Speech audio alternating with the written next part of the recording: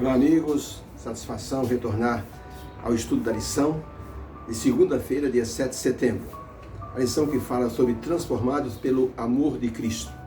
Interessante que Jesus procurava transformar as pessoas pelo amor, e não tanto pelo ensino, mas pelo amor. Logicamente que ele ensinava com amor, e isso fazia toda a diferença em quem estava captando os seus ensinos. Vemos pelos discípulos que cada um tinha o seu temperamento, cada um tinha a sua personalidade.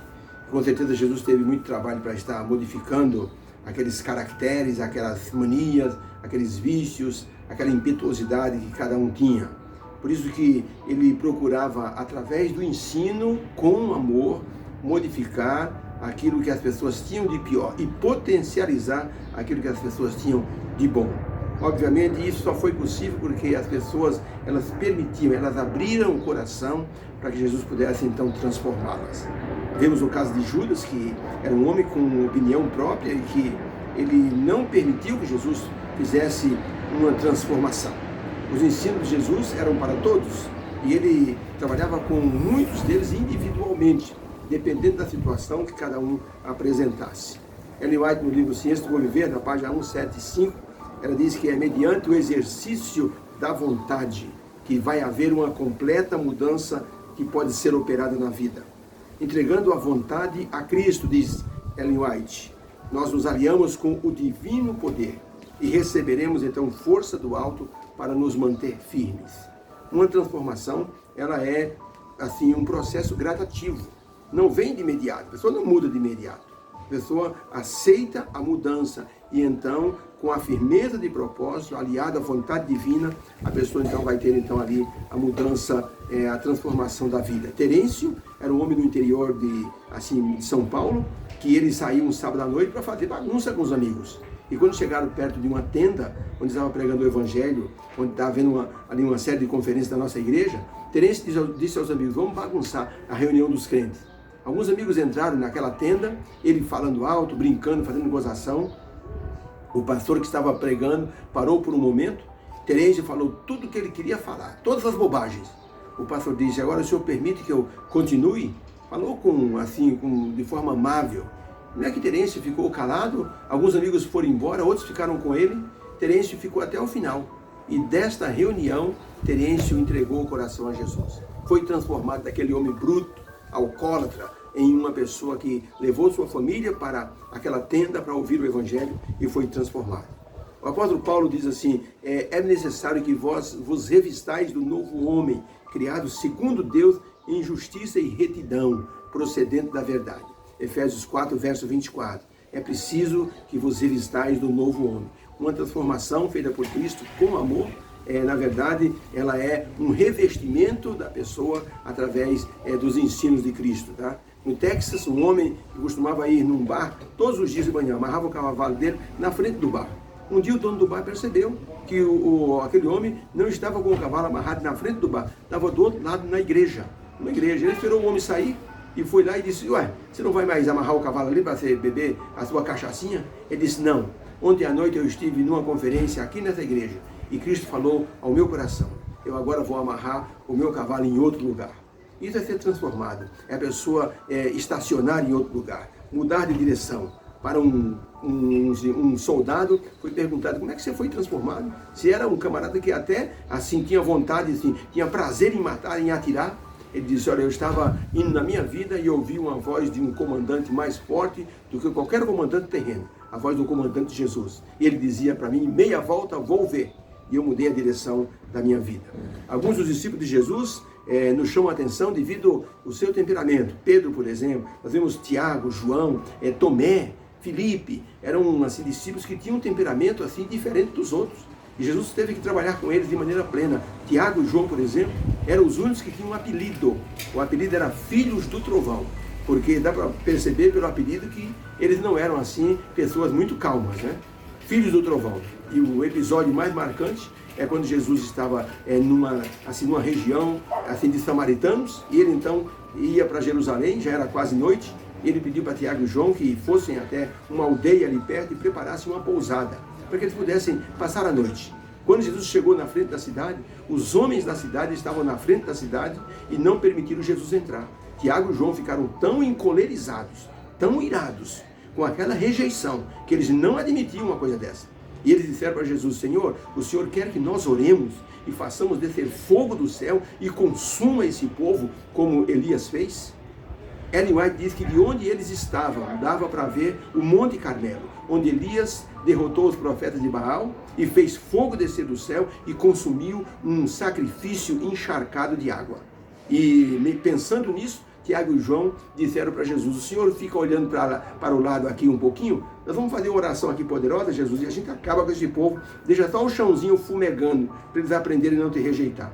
Jesus disse: calma, vocês não sabem de que espírito vocês são? Não vamos brigar, eu não vim destruir os homens, eu vim salvá-los. Vamos para outro lugar. E Jesus, com calma, saiu dali e dirigiu-se para outro local. Que lição de humildade, de bondade e de paciência Jesus deu àqueles 2 discípulos e a todos que estavam ali reunidos com ele. Foi uma grande lição de paciência e amor. A Bíblia não revela o momento que Tiago e João foram transformados, mas diz que eles foram transformados pelo Senhor Jesus Cristo. Na pergunta número 3 da lição diz assim: nesses versos, leia e perceba se houve alguma mudança em João na forma como ele está escrevendo. Então diz, 1 João capítulo 1, verso de 1 a 4. João escreve assim: o que era desde o princípio, o que ouvimos, o que vimos com os nossos olhos, o que contemplamos e as nossas mãos apalparam, a respeito do verbo da vida. Porque a vida foi manifestada e nós a temos visto, e dela testificamos e vos anunciamos a vida, conforme o Pai nos manifestou. Sim, o que vimos e ouvimos, e isto vos anunciamos, para que vocês tenham comunhão conosco. E a nossa comunhão, diz João, é com o Pai e com o seu Filho Jesus Cristo. Eu escrevo para que o vosso gozo seja completo. 1 João 3, verso 1. Vede quão grande amor nos tem concedido o Pai, que fôssemos chamados filhos de Deus, e nós o somos. Por isso o mundo não nos conhece, porque não conheceu a Ele. 1 João 4, 7 a 11. Amados, amemo-nos uns aos outros, porque o amor é de Deus. Todo aquele que é nascido de Deus, essa pessoa conhece a Deus porque ama. Aquele que não ama não conhece a Deus, porque Deus é amor. Nisso se manifestou o amor de Deus para conosco. Deus enviou o seu Filho unigênito ao mundo, para que por meio dele nós vivamos. Nisto está o amor, diz João. Não em que nós tenhamos amado a Deus, mas que Ele nos amou e nos enviou o seu Filho como propiciação pelos nossos pecados. Amado, se Deus assim nos amou, assim também devemos amar-nos uns aos outros. E ainda, 1 João 5, verso 2, nisso conhecemos que amamos os filhos de Deus, se nós amamos a Deus e guardamos os seus mandamentos. João se tornou uma pessoa totalmente diferente, transformado pelo amor. Por essas palavras é possível ver qual é a diferença do João antigo para o João novo. A diferença foi o amor, a forma carinhosa com que ele tratava as pessoas. O nosso compromisso com Cristo nos leva a praticar o amor em nossos relacionamentos.